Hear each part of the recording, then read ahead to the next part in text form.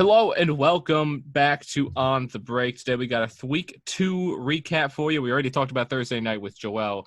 And I have Mike with me, the depressed Eagles fan, as usual. He did the Week 1 recap. And Mike, how you doing today besides your Eagles loss the other day?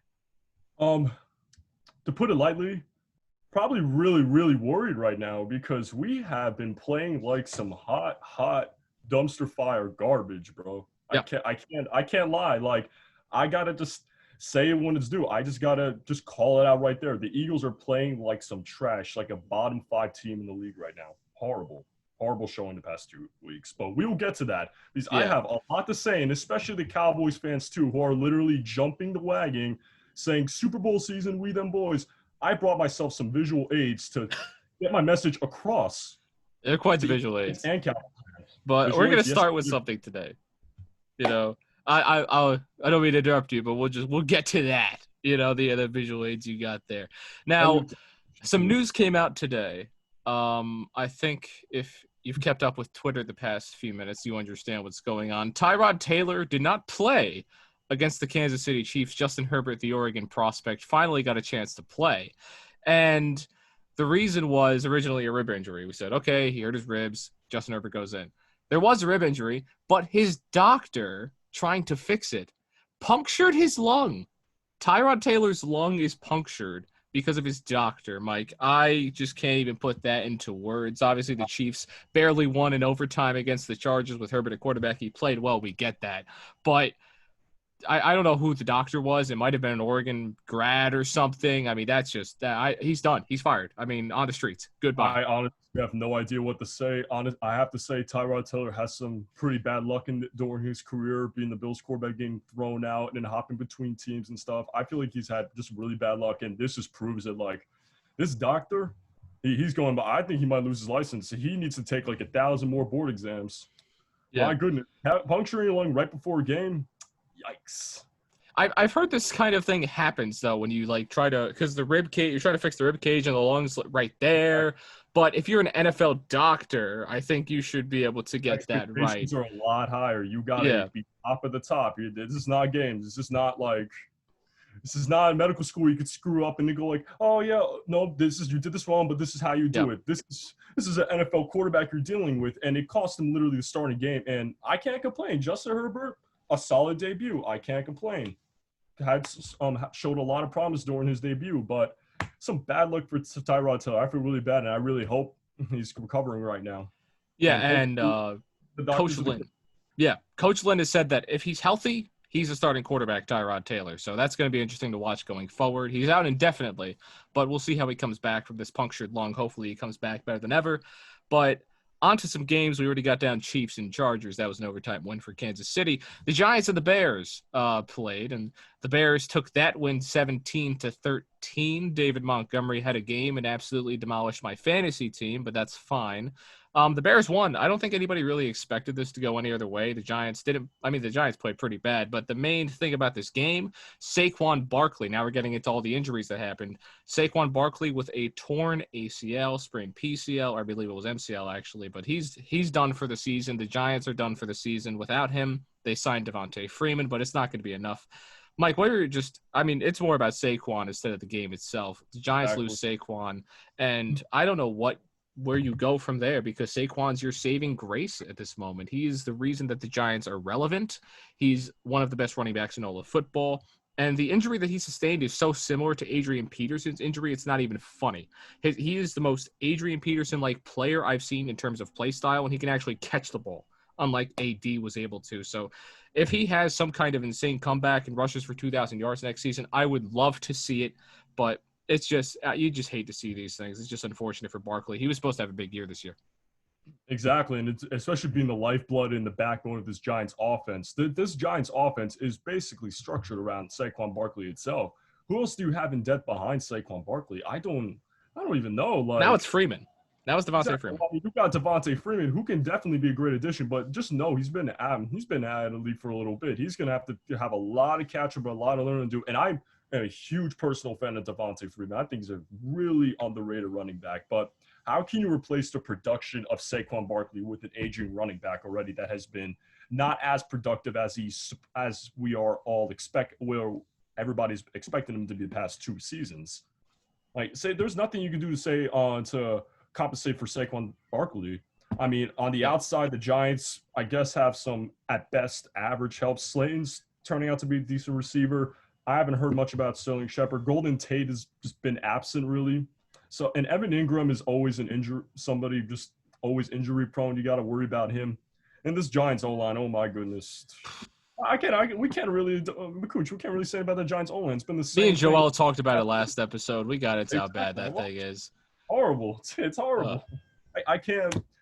I feel really bad for him. I really like Saquon Barkley. I really hope he's able to recover and break and just absolutely demolish the NFL next season. But all you can do is just pray and hope. But very scary injury, and I really hope he recovers quick because he is legitimately the reason why the Giants' offense can have some sparks at some moments. Yeah, of this guy.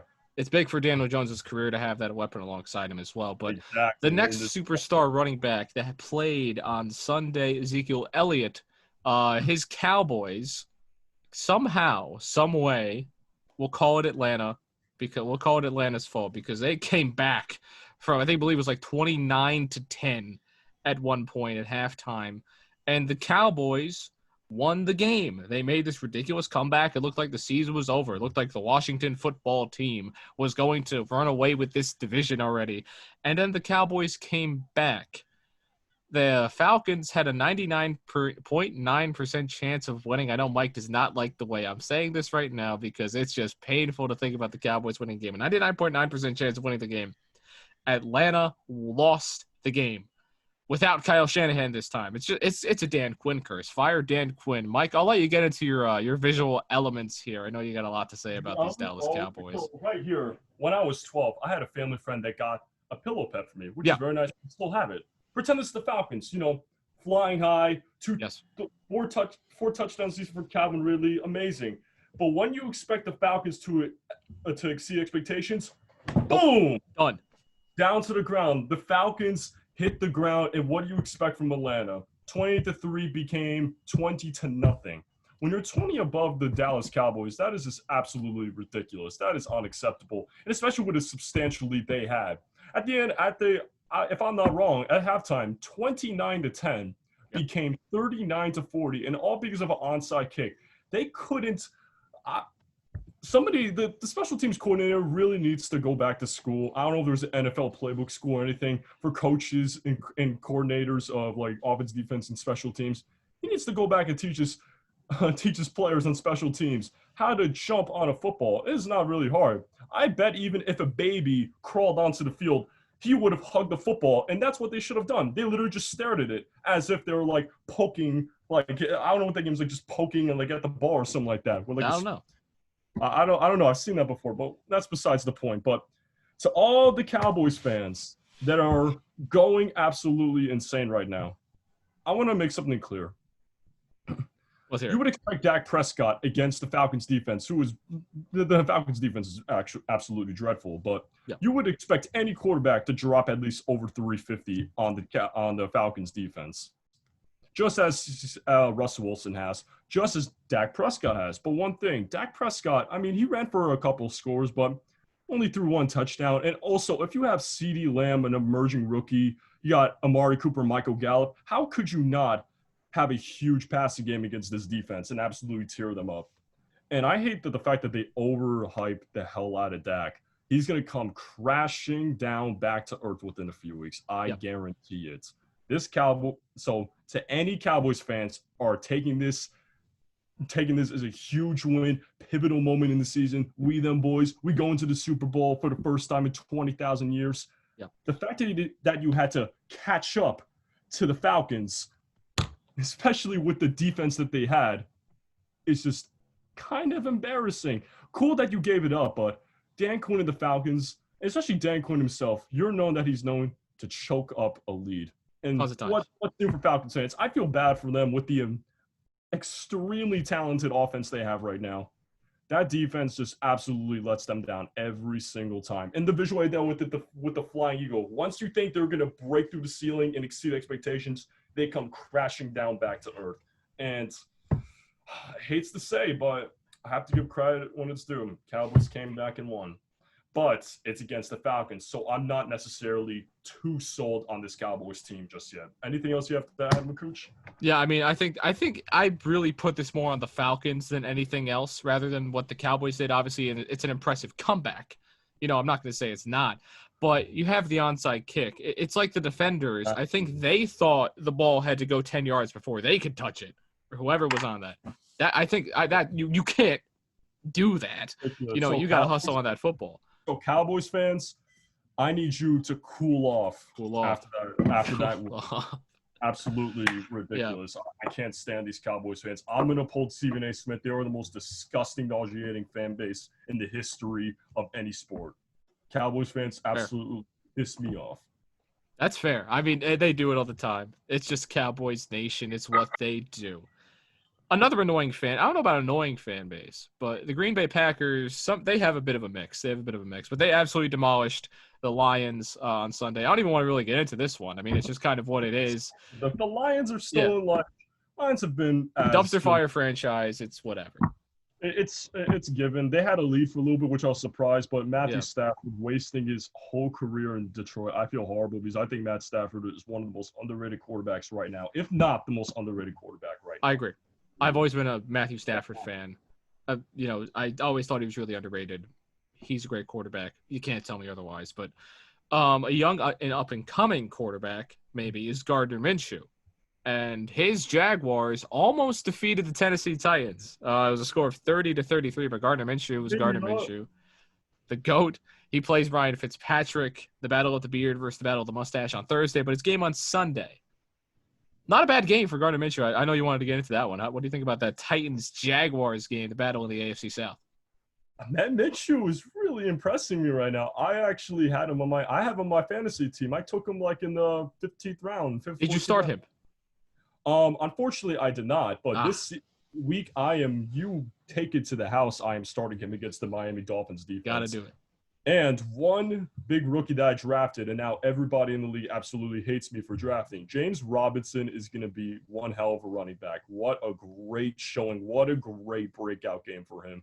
Over 130 scrimmage yards, if I'm not wrong, for James Robinson. Really impressive, and I'm really looking forward. I'm going to keep tabs on the Jaguars. I'm really impressed to see where Minshew and James Robinson can go with this offense, because the Jaguars, they are not half bad right now. Yeah, I like what the Jaguars are doing there. James Robinson, I picked him up in 4 of my fantasy leagues, all 4 of them. I got him. I knew what was going on before week 1. I drafted him. I picked him up 3 times. He's my guy. Did I start him? No, but he's my guy this week. I'm playing him. I started him, but I still lost. I would have lost anyway, but it's okay. But yeah, I do like where they're going. I like Gardner Minshew. I have a lot of faith in him, but I don't think the Jaguars are going to get the number 1 pick anymore, so they're not taking Trevor Lawrence. That's going to belong to the Jets. The New York Jets, the dumpster fire franchise, you know what it is. I mean, you're cracking your neck for it. You're ready to get into these Jets. But the Niners losing Nick Bosa, losing Solomon Thomas, Jimmy Garoppolo's hurt, Tevin Coleman's out for a few weeks, Raheem Mostert's out for a few weeks, and there's more, like Billy Mays. But wait, there's more injuries. It's been such a bad luck week for franchises across 49ers with 4 injuries, and just so many teams just losing so many key players to their offenses and defenses too. It's been absolutely horrible week for injuries. It's horrible. This is what happens when you don't have preseason and training camp and OTAs to get your bodies loose. These are all muscle injuries. These are all knee injuries. This is what happens. This is what happens when you play on a turf that's not 49ers Stadium, aka MetLife turf. Apparently having some problem. A lot of people having a lot of complaints about that turf. Really interesting to look into. Definitely for the NFLPA to look into. Could be a big lawsuit coming, too. We'll see what happens there. But, I mean, anything you want to add about the Jets' play? They were just not good. Oh, my goodness. I don't even know where to start. Adam Gase, I wish he was watching this right now. I'm going to look around the camera. Adam Gase, do not coach an NFL team again. You are absolutely the worst football coach in the league right now. And there is nobody taking that position for you. You are terrible at coaching football. We love Adam Gase slander. Adam Gase, my goodness. The Jets defense, after they traded Jamal Adams, they went from borderline trash to just dumpster fire doo-doo. They are horrible. And Sam Darnold, I can't do anything else but feel bad for him. I've seen him against the 49ers. I saw him make some pretty good throws, have a lot better pocket awareness, even with this Jets O-line. But if you have nobody else around to help you, I can't even remember the name of the Jets tight end because they have that lack of many weapons. They've got a few. Jamison Crowder, I mean, he's okay. Not really going to blow your socks off or anything on defense. Who else do you have on there? You lost Robbie Anderson. You lost Quincy Enunwa. You lost who else do you have on the Jets roster for wide receivers? It's just the Jets really have no help. Le'Veon Bell's on IR. After Le'Veon Bell went on IR, this Jets team is just going to be – I wouldn't even be surprised by week 6 if they will be 0-6. I just will not be surprised at all. I think they're getting their one pick. They've been an absolute crapshoot, and I just feel horrible for Sam Darnold. I honestly think that they need to get weapons for him. But if Joe Douglas wants to do a whole 360 and turn on Darnold, I honestly think that'll be a big mistake because I do see a lot of potential in Darnold, but it's just getting so hindered by horrific coaching, Adam Gase, and just a very lackluster support cast and just a horrific defense. This Jets defense, like I can't even watch them. Like I feel bad for Jets fans. Don't you just feel like just turning off the TV when you watch that Jets defense play? They literally get sliced up like like when when you go to Stop and Shop and you see cutting the ham and cheese. That's basically the Jets defense. They just get shredded every single week. It's pretty much a given at this point. And the fact that they still gave 31 points up to the second team 49ers offense without Garoppolo. Nick Mullins even shredded you up. What else? Nick Mullins. What else is there to say, McCooch? What else is there to say about the Jets? There's nothing except they are terrible, and I wouldn't be surprised if Trevor Lawrence is their quarterback next year. Because I mean, I think if they get the number 1 pick, they should trade it. But I think so too. I think this is also the best quarterback we've seen since Andrew Luck in terms of being a quarterback prospect coming out of college. Exactly. So I wouldn't be surprised either, but I just wouldn't put all the blame on Sam Darnold. Of course, he's had some bad. Last week he did not have a great game, but this week you saw potential. Him trying to fight for his life. Him trying to propel his team a little bit, even with no juice. I wouldn't give up on him left, but I would definitely make most of a top 3 draft pick. Make the most of it. Definitely. That's the thing. It is time for the moment that we have all been waiting for. The Rams at Philadelphia playing the Eagles. The Rams winning 37-19. I'm going to sit back and watch the show. Mike, take it. Thank you, McCooch. That was really nice. The way that you just gave me the floor is basically how the Eagles just literally gave the game up to the Rams easily. Just being like, oh, here, it's my home field. Just, just bomb the heck out of our defense. This Eagles defense, especially the linebacker core, especially a man named number 47, Nathan Gary, he needs to leave the team. He shouldn't even be playing a snap in the NFL. He is absolutely the worst pass coverage linebacker I've seen in years. This Eagles defense is just something else. You have Darius Slay, of course, locking up Cooper Kupp, especially when he lined up against Cooper Kupp. When you look at the stats, he actually did a very fairly good job. But when you look at the rest of this defense, Maddox is still average as ever. Nickel Roby-Coleman literally got deep fried by his former team last game. And this defensive line has generated no pressure whatsoever. Fletcher, there actually was an interesting stat I saw on the other day. Fletcher Cox, Javon Hargrave, and Malik Jackson, their top interior defensive linemen, literally combined for 0 sacks and 2 QB hits. And everybody knows the name Fletcher Cox. The money that he's getting paid right now is the production. It's totally unacceptable. Of course, he's getting double teamed and stuff, but with the money he's getting paid, if I'm not wrong, about $11.5 million a year, which is among top 10 interior defensive linemen. You need to definitely produce a lot better. And Eagles secondary, Roddy McLeod and Jalen Mills, they've just been there, just taking snaps. I haven't really seen anything special about this safety group. But I want to get to one thing that has been a huge problem for this Eagles team. Carson Wentz. My goodness, has he played? This is literally the worst 2-week span I've ever seen him play in his career. Carson Wentz, within the span of 2 games, if I'm not wrong, 2 touchdowns, No, 3 total touchdowns, 2 of them passing, 4 interceptions, 2 fumbles, 1 lost. Yep. And he, by PFF, he's rated the worst quarterback as of right now. It's totally unexcusable. Now, since you have your weapons back, now the wide receivers are still aren't blowing your socks off. I actually just got news today that Jalen Reagor is going to be out for multiple weeks with a UCL ligament tear, so that's great. So missing number 1 is Deshaun Jackson. Yeah. Yay. Back to 2010. Exactly. And when you have all your weapons back, the offensive line this game allowed no sacks and barely any pressure from this Rams D-line. That was considered deadly by the all league analysis. No pressure whatsoever. This game is entirely on Carson Wentz. Just the fact that he's been forcing the ball, overthrowing many throws, there's a lot of mechanical issues going on, and they really need to turn around, especially when it comes to the quarterback and the coaching. There's been some questionable play calls, but other than that, most of the blame has been put on this quarterback, and I've been very high on Carson Wentz. I even gone as far as saying that he could be better than Drew Brees, and at times better than Aaron Rodgers himself, and better than Lamar Jackson. But the way he's playing right now, bottom 3 quarterback. I'm just apparently disgusted and shocked by the way Carson Wentz has been playing. Especially this offense too hasn't been doing too much help for him. But like I said, and also Dan Orlovsky brought up the other day, Carson Wentz is not the problem, but he's problematic. No, he is the reason why he lost last game. A third quarter interception literally turned the tides of this game.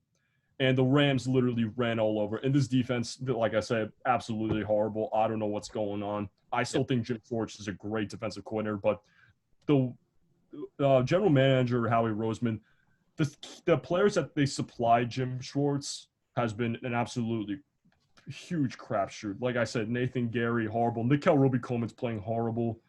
And the D-line is literally not living up to any expectation whatsoever. And I just don't know what else to say. And before any Eagles fan comments on this video or goes on Twitter, and I've seen a lot of them going like, start Jalen Hurts. First of all, I know how salty you are right now, but there's ice in this. So chill already, okay? If you watch Jalen Hurts' college tape, he is way more inaccurate than Carson Wentz has ever been. Yes. He is not. If I'm not wrong, his completion percentage was below 59%, if I'm not wrong, for Jalen Hurts. I'm not sure the exact numbers, but if you want to go career, because he had a good completion percentage last year, I'm pretty sure, just because he played at Oklahoma, which is the best offense in the country every year and year out. But Alabama, that's a whole different story that you want to get into. He was not the best thrower of the football I've ever seen in my life. Jalen Hurts is literally going to be Lamar Jackson 2.0. He can definitely run, and I don't mind mobile quarterbacks. I love to watch mobile quarterbacks, but especially with the decision-making and inaccuracy he has been known to do, Jalen Hurts has done in his college career, I don't think it's correct to jump the wagon right now. I think Wentz could definitely turn it around like he has before, but I just never seen Carson Wentz play this awful before in my life, and I am just absolutely shocked to see this. And think about Jalen Hurts. Go. Sorry, and Cowboys fans always going like, oh, you see, and I guess we see now who's the better quarterback, Dak over Wentz. Dak literally had the best offense last year in the league, and he couldn't even take his team to the playoffs. They literally finished 8-8, and they lost to the Eagles practice squad right before the playoffs. So don't even talk about Dak Prescott versus Wentz. It's absolutely ridiculous. But I will admit right now, Dak is playing better than Wentz right now because Wentz has been absolutely terrible. Yeah, Wentz has not been good. But there's nothing else to say to it. Wentz has been a disappointment. The defense has been absolutely worse than Wentz. I don't know how you can get worse than that, but can't do it. Eagles fans everywhere, we're playing the Bengals next week. Hopefully we can use this to turn around because Joe Burrow, I mean, he's a rookie. He can definitely make a lot more mistakes. Defense could regain their footing again. But if we lose to the Cincinnati Bengals next week, we are in huge trouble. And I like to be a positive guy, but when it comes to that, going 0-3, especially when you're playing against the Cincinnati Bengals that just lost the Browns on Thursday Night Football, we are going to be in serious trouble. I'd agree. End of story. I just don't know what to say else about the Eagles. They wouldn't even deserve me talking about them. They've just been absolutely horrible. Has not been fun to watch for Eagles fans, I'm sure. But you have an 0-2 team. You have a long season to go, unless if it gets canceled, but we'll ignore that part. I will say I don't compare Jalen Hurts to Lamar Jackson ever, because Jalen Hurts is not as much of a speedster. He is a physical runner. He's a running back kind of runner. Lamar Jackson always goes to the outside, always tries to go out of bounds. He's not going to get hurt. Jalen Hurts just goes right up the gut. In college, he did every time. They would go quarterback draw up the gut. More progressive, more aggressive, but I'm talking like about. I'm sorry if it wasn't clear or I didn't make it clarify, but I'm saying like in a way of like mobile quarterback play. Yeah, I know Lamar is definitely an elusive type of quarterback, definitely looking for out of bounds, not looking to make contact. And I know Jalen Hurts, and that's where the decision making has come. Many fumbles, many interceptions during his college years out of Alabama and Oklahoma itself. And that just translated to just a lot of turnovers. And that's what I'm worried about. If the Eagles whatsoever decide to start Jalen Hurts over Wentz, don't even expect the season to turn around. This is not what's going to happen. It's not what you Eagles fans what's going to happen. It's not going to be what it is. Now, you think that they shouldn't put in Jalen Hurts, correct? But do you think he will play? For quarterback, I don't think so. Okay. I am very confident that Wentz could turn this around, but he's been used like as you see in the Rams, he was actually part of some successful decoy plays. I liked just seeing Jalen Hurts. I actually got kind of excited. I'm like, oh wow, number 2 is out. Word. Yeah. But am I confident that he's ready to start at quarterback? 100% absolutely a big hell no. Yeah. He is not ready to play at NFL level just yet, especially with the difficult schedule that's coming ahead for Eagles, especially playing away games like against the Steelers, the 49ers, which I don't think will be a too difficult game now with the injuries, and the Ravens. You got to have Carson Wentz use that time to turn around this season, because I'm very confident he can. But I will not shy away from the fact that he has been awful the past 2 weeks. Yeah, he's not been good. He's not been the quarterback that you guys need. I believe he can be in the future. I think we will see Jalen Hurts at the very least get snaps at quarterback, but that's besides the point. Oh, of course. Yeah. And the last game I really want to get into for just a short bit is the Patriots and the Seahawks. They stopped him on the goal line, Cam Newton, and that was a great game. That was a great play. That was one of the best games I've ever seen Russell Wilson play. That was a fun, great ending for the Seahawks. Yeah, they needed that win. I mean, it was a great game by the Patriots, great game by the Seahawks. And the Patriots, what they did, they ran the ball on the goal line with Cam Newton, and it didn't work. And so maybe it wouldn't have worked if the Seahawks didn't run the ball. But Superman's cape got stripped for one. Yep, that he did. That it did. But Russell Wilson right now is my number 1 pick as of right now for MVP. Russell Wilson, out of all the quarterbacks in the NFL right now, Russell Wilson finally needs his crown. He finally deserves his MVP, and I think this might be the season where he is not overshadowed by any quarterback anymore. And I think this is where he snatches the award finally. I hope he does. I know I said Patrick Mahomes a lot in the beginning. I said Patrick Mahomes is going to have a 50-touchdown season. I'm still going to stick with that prediction. I'm going to stick with it until the end. But Russell Wilson is playing absolutely out of his mind, and I will be very happy if he wins an MVP, because I don't want to see him be a Drew Brees and everyone won. I want him to win an MVP. Exactly. I really, out of all the quarterbacks right now, I think he finally deserves this award. I think he deserves the spotlight now, because Russell Wilson, in some cases, I've seen some cases where people have said he is better than Mahomes. And I hate to say, but I agree in some cases he is better than Patrick Mahomes. Okay. Patrick Mahomes, 513 yards, 5 touchdowns, 0 interceptions. But Russell Wilson basically had that in one game. So past 2 games, Russell Wilson, 11 incompletions. Yeah. Accurate, made some crazy, especially that throw to David Moore on the touchdown at the pylon. What a throw. I literally stood up and I was absolutely blown away by that throw. Excellent play by Russell Wilson. He is the reason why the Seahawks are going to go far this season. Yeah, I'd agree. I think I have Seahawks Chiefs, my Super Bowl prediction. If you go all the way back to episode 2, I think that's what I had. But I think that's what's going to happen. All right. Well, Mike, thank you for coming on. That was our week 1 recap. I know we skipped a few, but they were pretty irrelevant, I'll be honest. I mean, Drew Lock got hurt, whatever. Broncos are done for the most part, but that's about it for this week. We will have a Thursday Night Football recap later on this week. Mike, again, thank you for coming on the show. I'm sorry about your Eagles. They'll come back. Let's go Colts beating the Vikings. But I'm sorry about your Eagles. Sorry? I said, let's go Colts beating the Vikings. bring that up real quick. I didn't want to get too into it, but, Vikings Kirk overrated. Cousins, as mediocre as ever. What do you expect from that guy? Exactly. That's how it is. But, again, thank you for coming on. We're on the break. We will see you later on. Thank you so much for watching. I'm John, alongside Mike. Thank you.